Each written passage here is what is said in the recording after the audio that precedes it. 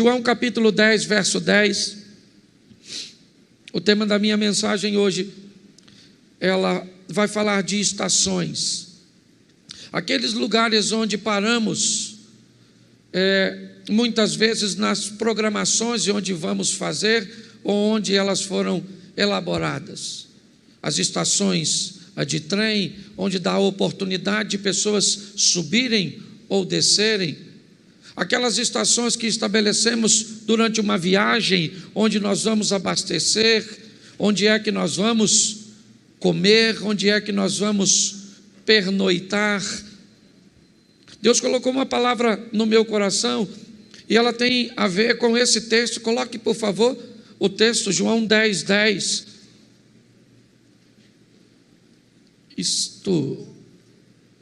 Isso. O ladrão não vem senão a roubar, a matar e a destruir. Eu vim para que tenham e a tenham com... Feche seus olhos. Senhor nosso Deus e Pai, em nome de Jesus, continua falando conosco. Usa-me, ó Deus, como um canal de bênção, pelo poder do nome de Jesus. Amém. Glória a Deus. Desde o início do ano, nós trouxemos para a igreja uma proposta de recomeço, de retomada, de realinhamento, de fazer com que a igreja retomasse aquilo que perdeu, realinhasse seu comportamento, revisse seus conceitos, rompesse com algum de seus paradigmas. Ou seja, no texto em que lemos, dito por Jesus, ele diz: o meu adversário é um ladrão, sua função é tríplice: roubar, matar e destruir. Porém, a minha função é oferecer a vocês vida, e vida com fartura, e vida com abundância. Minha proposta hoje é mostrar para você que ao longo da sua caminhada, obrigado, Daniel, ao longo da minha e da sua caminhada, algumas estações precisam ser estabelecidas, lugares por onde nós vamos passar, posicionamentos que vamos ter que tomar ao longo da caminhada, para que se cumpra essa palavra de Jesus. É muito importante entendermos que o relacionamento com Deus para esta vida é um relacionamento de parceria, onde aquilo que Deus fez por mim e aquilo que eu faço vai estabelecer tudo aquilo que vai se realizar mais à frente. Por isso eu peguei, antes de estabelecer um lugar de chegada, ou seja, de alcançarmos, de chegarmos, de concretizarmos, de realizarmos, nós precisamos identificar que algumas estações, ou seja, alguns posicionamentos precisam ser tomados. E eu rapidamente vou falar dos 5 que eu separei. O primeiro é direção, o segundo é força, o terceiro é resistência, o quarto é velocidade e o quinto é poder.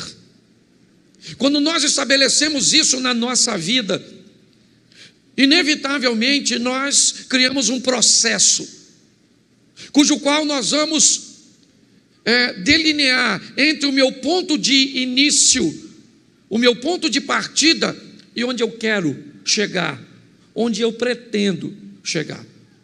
Ao estabelecer a nossa direção, nós vamos começar a delinear nossa trajetória, nossas prioridades, nossas companhias. Quando nós estabelecemos a nossa direção, nós vamos entender que pessoas farão parte de nossa agenda, outras pessoas farão parte de nosso destino.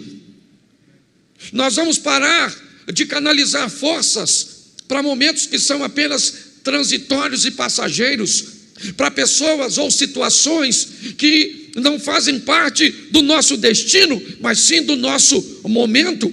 E não que o momento não seja importante, e na verdade o é, mas muitas vezes choramos por vermos pessoas ou situações partirem da nossa vida, que na verdade elas não fazem parte de nosso destino, mas apenas de um agendamento pontual da nossa caminhada. Existem, e nós precisamos entender que esses destinos são espirituais e físicos. Quando nós olhamos para isso, né, nós precisamos entender que a nossa direção vai ser muito influenciada, mas muito influenciada pelo meio de convívio que nós estabelecemos. Na vida só há duas direções. E aliás, nas duas vidas que temos. Pastor, por que o senhor está dizendo que existem duas vidas? Porque Apocalipse diz: ao que vencer não receberá o dano da segunda morte. Se a Bíblia diz que tem duas mortes, é porque tem duas vidas. E uma delas é espiritual, que define o destino, que pode ser céu ou inferno. E outra vida é física, que define o que você vai viver, felicidade ou infelicidade.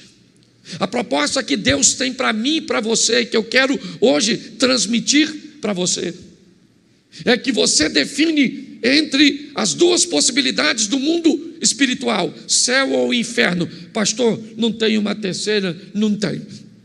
Ou é céu ou é inferno. Eu queria ser uma alma penada, não queria ir para lugar nenhum.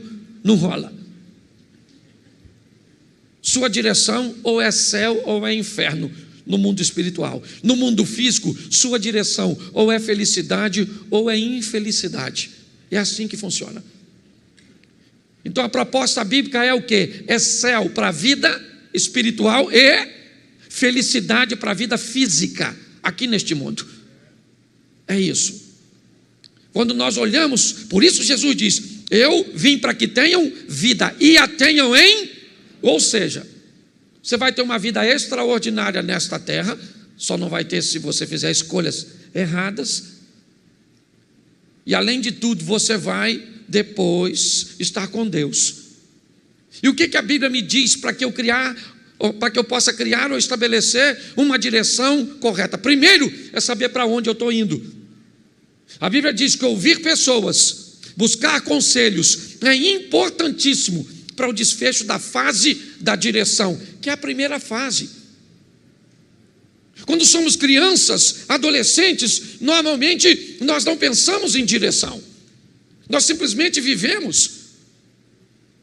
Mas quando vamos entrando na juventude, inevitavelmente a vida ela vai nos levando para uma fase de responsabilidade, onde ela vai requerer de mim e de você qual a direção, é céu ou inferno? Qual é a direção? Lembra por que não batizamos crianças? Porque elas ainda não têm a escolha da direção. Mas quando isso passa, inevitavelmente a vida pede dela céu ou inferno, felicidade ou infelicidade. Só tem duas direções. Você não tem como caminhar para céu e inferno simultaneamente, porque não se pode servir a dois senhores ao mesmo tempo. E você não consegue ser feliz ou infeliz simultaneamente. Você pode ter alegria e tristezas, coisas envoltas em momentos. Você pode parecer ser feliz por causa de uma euforia, aquilo que vem de fora para dentro. Mas o que a Bíblia está dizendo é que eu posso encontrar isso na fase dos aconselhamentos, certo? Porque quem não sabe sua direção corre dois riscos: o primeiro, de não ir a lugar nenhum, e o segundo, de andar em círculos. Tem gente que a vida gira, certo? Simplesmente não avança. Você encontra alguém hoje e você encontra ele daqui a 10 anos e ele está no mesmo lugar. E ele tem movimento, ele só não tem ascensão, ele só não tem crescimento, ele só não tem avanço. E não é disso que eu estou falando.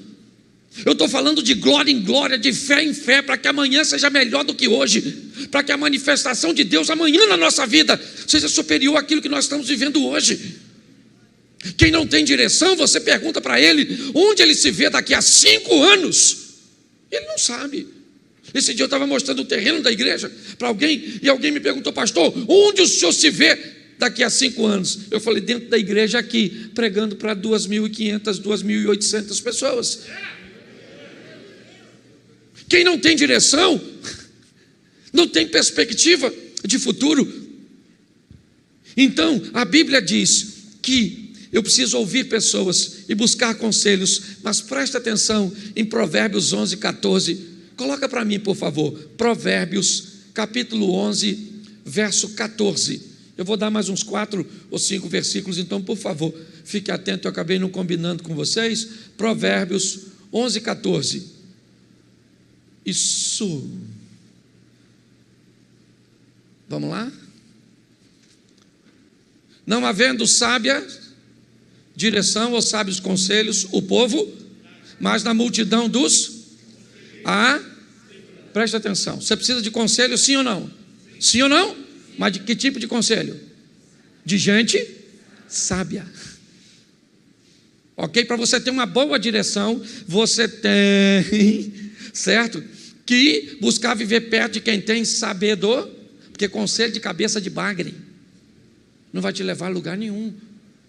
Quanto mais rápido você descobrir qual é a direção, para onde você está indo, qual é o seu fim, qual é o seu destino, onde você se vê daqui a 5 anos, a 10 anos.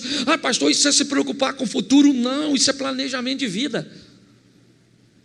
É assim que funciona, tanto no mundo espiritual quanto no mundo físico. Está lá, a água nos artelhos, a água nos joelhos, a água nos lombos, a água, certo? E depois eu não consegui. O que é isso? Isso são níveis. E nós precisamos entender e olhar para esse ambiente.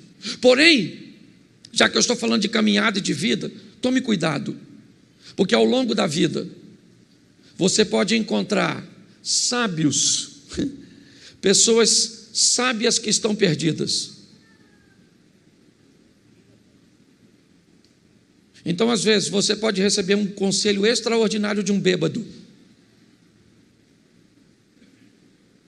Esse dia, eu ia dar aula num local, ia ministrar uma aula. Chegou um camarada na minha casa, e ele me deu uma aula extraordinária. Extraordinária. Alguém que eu não imaginava que ia me ensinar tanto, me ensinou naquele dia. Mas cuidado, porque você pode receber um conselho de loucos que têm direção.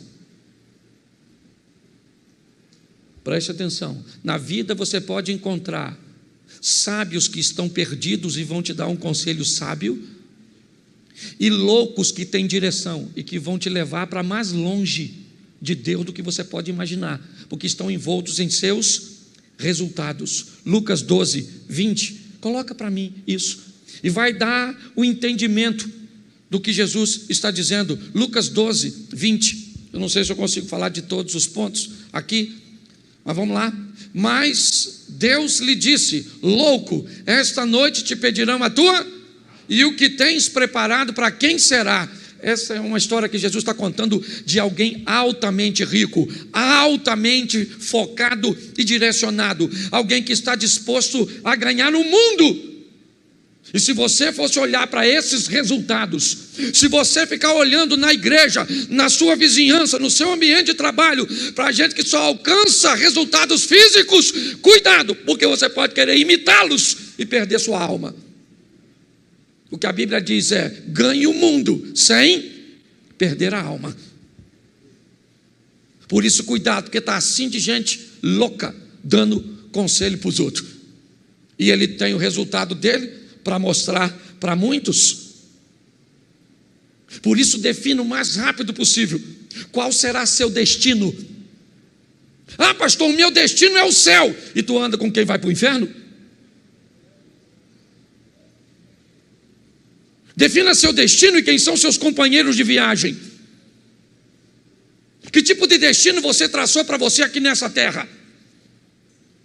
Busque andar com pessoas que estão indo para onde você está indo, que estão fazendo aquilo que você almeja fazer. Muitas pessoas não conseguem chegar em lugar nenhum, simplesmente porque não tem um senso de direção. Descubra a direção mais rápido possível. Descubra quem está indo para o mesmo lugar, porque é simples.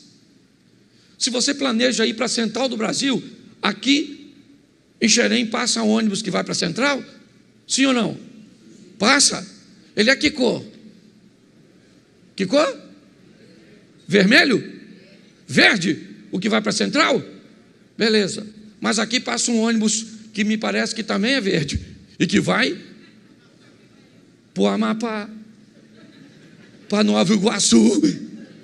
Então, antes de entrar no ônibus, você descobre o quê? Qual é o seu?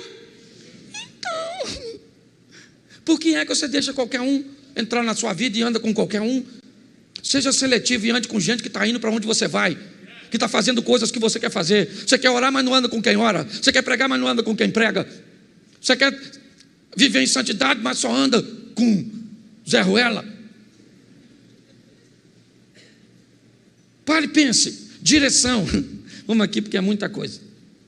Segunda coisa que você precisa: força. Fala assim comigo: força. Bom, para onde você vai, você já sabe.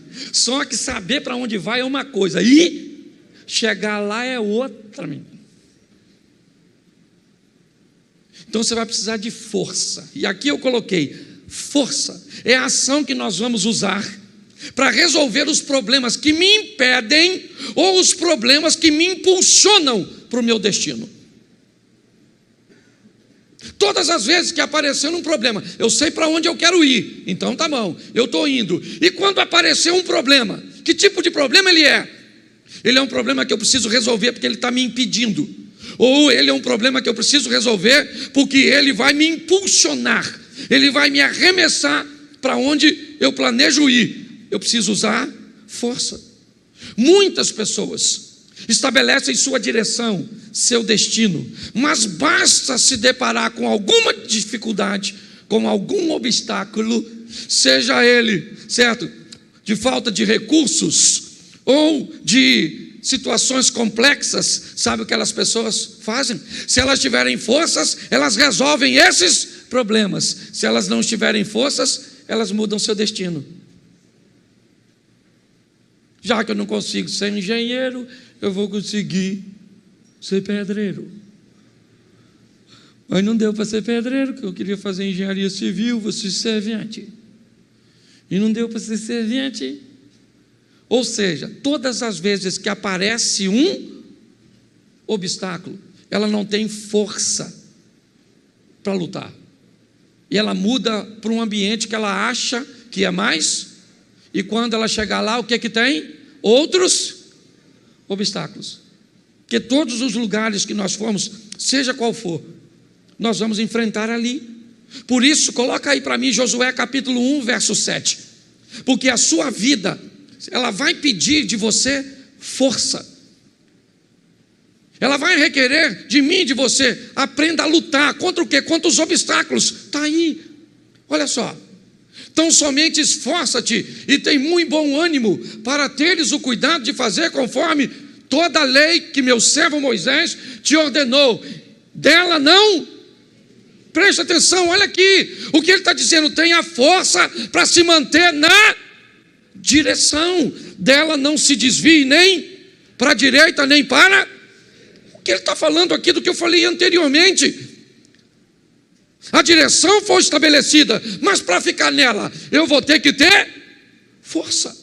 Esforça-te. Vou dar para vocês terra de jebuseus, cananeus, heteus, filisteus, terra que manda leite e mel, está tudo lá. Mas esforça-te. Vai lá e vai lutar, porque eu vou dar vitória para vocês. Ah não, eu quero uma terrinha que não tem ninguém.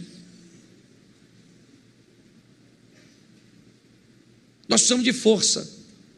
É uma das estações. A primeira é a direção. Já sei para onde eu vou. E a segunda que eu vou ter que parar é força. Terceira, resistência.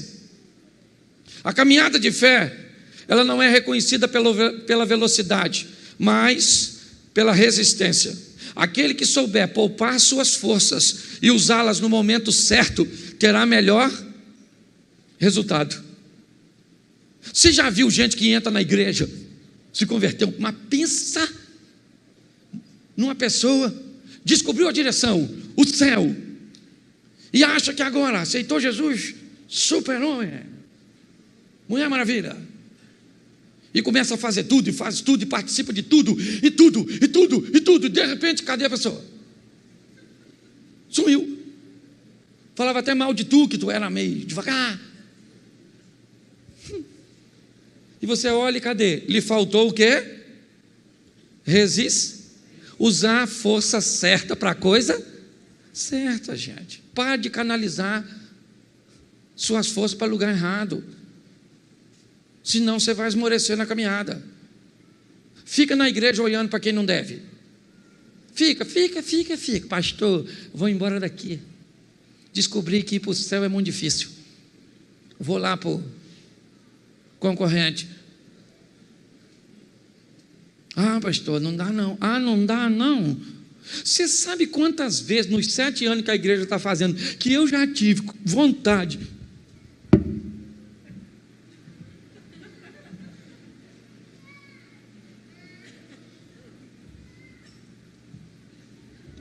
Um montão.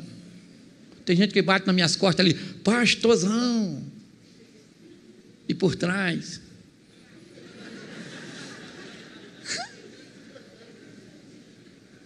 Assim, ó. E eu tenho que ser resistente. Teve gente que já me abordou ali, mas falou uns 20 palavrão comigo. Xingou eu, minha mãe, minha avó, minha tia, os parentes meus que não nasceu. Xingou eu de tudo. E se eu falo para ele, vai lamber sabão, metade da igreja desvia. Porque eu não posso falar. Então eu tenho que ser resistente. Falo para vocês mesmo, já tive vontade. E já falei com a minha mulher, filha, vamos embora. Nós podemos morar em qualquer lugar desse mundo hoje, louvado seja o Eterno. Nossos filhos já estão criados aí, certo? Vamos embora, eu e você, no mundo afora. Balão mágico, uma coisa desse tipo. Mas aí eu paro para pensar, Cláudio, lembra quando minha cadela morreu? Lembra, Lolô morreu, veio a óbito, perdemos Lolô. E aí então, eu falei, nossa, sofri tanto por causa de Lolô, que eu falei, não quero mais, cachorra, chega, nunca mais. E o Espírito Santo falou ao meu coração, está machucadinho, não quer mais não, só por causa de uma decepção ruim, ou por uma situação ruim. Meu irmão, resistência, use a força certa. Você tem um pedaço de pau em casa, certo? E você tem um chinelo, se parece uma barata, você pega o quê? Mas o pedaço de pau é mais forte. Por que você bate o chinelo? Porque o problema é pequeno, então você resolve o chinelo, certo? Tem gente que não resolve, sai de casa. O que tem lá? Um monstro. Nossa, quem é? Uma barata. Sangue de Jesus tem poder. Mas se aparecer uma cobra na sua casa, você pega o chinelo? Você pega o quê? Porque você tem que usar as forças certas para resolver a coisa certa. Para de potencializar a coisa pequena. Senão você vai jogar a sua resistência no lixo. Tem que ser resistente. Efésios 6,13. Coloca aí. Já estou quase terminando.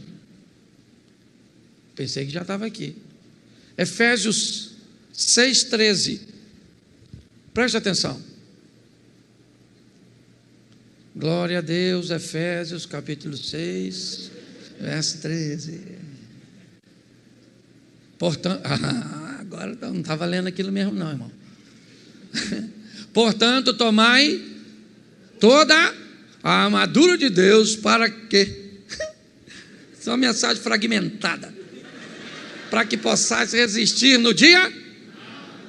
Para que possais, não, volta lá no resistir, porque eu estou falando de resistência. Para que possais, isso aí, meu filho, lembra o que está acontecendo nesse capítulo de Efésios? Está falando da armadura para você estar protegido, é capacete na cabeça, é couraça, é escudo, é sandália no pé. Para quê? Para que você seja resiste, porque cada dia traz consigo o seu mal. Você quer chegar aqui no final? Seja resiste, porque está assim de gente parando pelo caminho. Sim ou não? É gente divorciando. Você já teve vontade de divorciar? Não fala não, você que é casado. Provavelmente você já teve vontade de matar seu cônjuge dormindo. Certo? Mas você foi resiste. Sim ou não? Isso, vamos lá, vamos adiantar aqui. Quarto, então primeiro vamos voltar lá no início. Você tem que ter direção, depois você tem que ter força, depois você tem que ter... E aí, se você chegar até aí, você define a velocidade. E eu confesso que eu fiquei desapontado quando me deparei com esse texto de Números 13, 25. Eu já tinha passado por esse texto dezenas de vezes, mas eu nunca tinha parado para ver sob essa perspectiva. Números 13, 25. Depois, voltaram ao fim de quantos dias? Quantos dias? Se esses caras voltam de espiar a terra depois de 40 dias, se eu quiser fazer qualquer tipo de conta, vai ficar, certo? Pequeno. Sim ou não? Sim ou não? Sim. Se ele levasse 20 dias para ir, mais 20 para voltar. Se levou 15 para ir, 15 para voltar, 10 para espiar. Se levou 40 para ir, 5 para espiar, 40 para voltar. Seja qual for, a conta compromete algo muito sério: a velocidade. O que a Bíblia está dizendo é que o povo leva 40 anos para atravessar ou para chegar num lugar que os espias fizeram com... Nós temos um problema aqui: velocidade. Ok? Velocidade. Muitas pessoas se perdem porque ficam a vida toda lutando por um propósito. Cuidado com isso, porque quando Deus diz, vai lá e espia, eles estão 40 dias, 60 dias, que tivesse um ano distante de onde Deus preparou para eles, e eles levam 40. Deus tem coisas para mim e para você que pode ser alcançado muito mais rápido do que você imagina, mas depende do seu posicionamento mediante a isso, porque velocidade é extremamente importante, porque a vida é curta, única e rápida. Dê uma olhada para isso. Por último, aqui, porque está assim lá fora, ó. Quando sair você sai, mas sai mesmo, que é para o povo entrar, e eu tenho que correr aqui, porque esse culto é assim mesmo. Por último, poder. Poder, você precisa de poder. Você precisa de direção? Precisa. Você precisa de força? Precisa. Você precisa de resistência? Precisa para a sua caminhada de fé. Você precisa de velocidade? Precisa. Alcança o objetivo e já lá estabelece outro, mas você vai precisar de poder. E aqui eu quero colocar esse poder totalmente nas mãos do Senhor. E quando Nicodemos olha para Jesus e vai conversar com ele, João capítulo 3, para nós adiantarmos, sabe o que Nicodemos diz? Ninguém pode fazer esses sinais que tu fazes se Deus não for. O que Nicodemos está dizendo? O Senhor tem força, resistência, direção. Não é disso que ele está dizendo. O Senhor tem poder. Quando olham para Saul, com os melhores músicos na sua corte, e um homem diz, conheço um filho de Jessé o belemita, sabe tocar bem, bom de palavras, valente, de boa aparência, e o melhor, Deus é o que Davi tinha que os outros músicos não tinham na casa de Saul: poder. Poder. O que José tinha na casa de Potifar do Egito? Poder. Potifar viu que o Senhor era com ele. O que Daniel tinha na Babilônia? Poder. Os sábios disseram, olha, ninguém pode atender o seu pedido, nenhum rei jamais pediu isso, porque o que você está pedindo só os céus sabem. E Daniel chegou e mostrou que os céus sabiam, porque tinha poder. Você quer chegar onde você deseja? Aprenda que tem poder nos céus para ser liberado para você e para mim, para colocá-los em uso aqui nesta terra. Aqui eu fecho dizendo o seguinte: você hoje pode começar a sua caminhada de maneira certa, usando todas essas estações. Você hoje pode definir em qual estação você se encontra e que talvez te paralisou, e você não consegue passar dela. Pastor, eu tenho direção, Eu tenho até força, mas minha resistência é fraca, e eu fico migrando. Defina onde você está. E a terceira, organize a sua caminhada, para que você consiga agilidade na conclusão. Muita gente, eu conheço assim de gente, está há muito tempo lutando por uma coisa, e não sabe se é o que Deus quer, se está na hora certa, se faz, se não faz, e aí fica migrando, porque quem não sabe para onde vai, acaba não indo a lugar nenhum.